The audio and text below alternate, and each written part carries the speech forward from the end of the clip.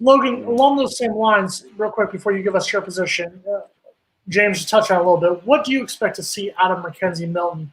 Obviously, we've talked about it. He hasn't played a game since November 2018. How much do you think we're going to see of him in the spring, both through practices and then the spring game on April 10th? What do you think they're going to do with him this spring? I think for him, obviously, no touch for him this spring whatsoever. We've seen a little bit of snippets here and there of him at UCF running around, making plays in the end zone, and looked like he was partially full go then. I think he'll be ready to rock. I think he will to start spring. Like I said, can't touch him, don't touch him. That's kind of like what happened with Purdy last year. You put him into a scrimmage and boom, you lose him for half the season. Just can't do that with McKenzie Milton here.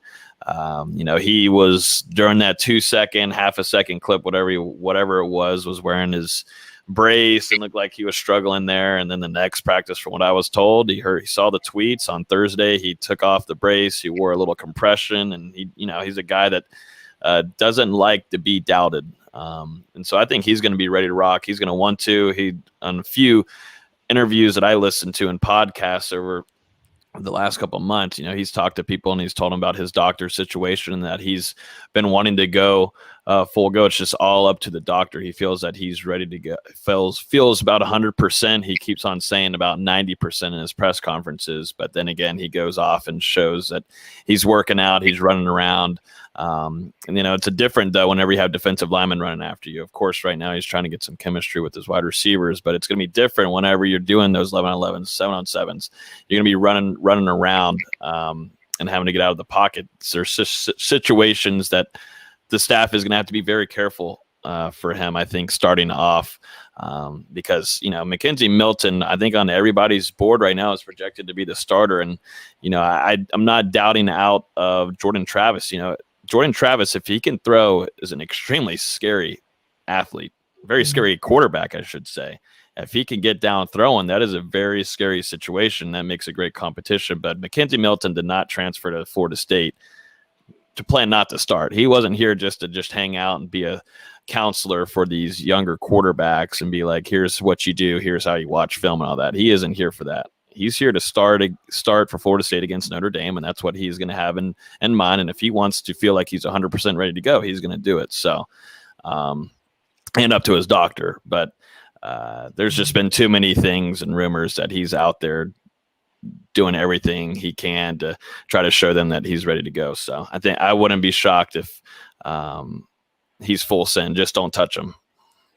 I just want to make sure I'm hearing that straight about the Jordan Travis evaluation, that we're just concerned about the throwing portion of being a quarterback. I think so. I think for him, his running talent is running, his eyes, his vision. That thing is, I think he could be a starting running back in a lot of colleges. His throwing, though, his reads, his deep ball are things that he's been having to work on. His accuracy has been something that has hindered him. But if he could get down some things with Kenny Dillingham, that makes it an incredible competition, I think, this spring, which we're going to get a little hint of before fall camp begins. So I basically said that tongue in cheek. So he could throw the football down. There's a difference between do you have the physical ability to throw a football at the collegiate level versus can you make the decision? Can't throw a football. Chubba can right now.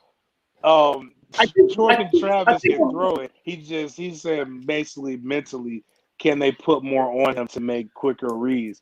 I just think the offense last year just wasn't indicative. Wasn't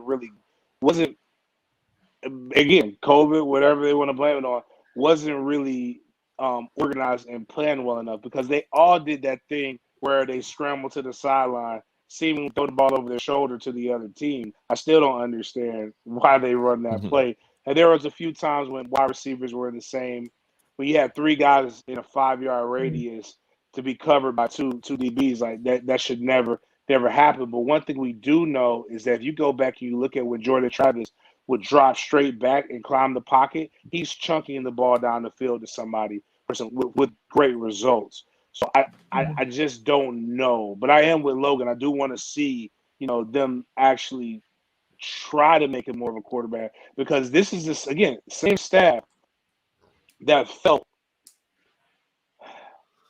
same staff that felt going into the season that James Blackman, Tate Rodemacher, and Chuba Purdy were all three collectively better than Jordan Travis. And the 3 wins we have were all because of Jordan Travis.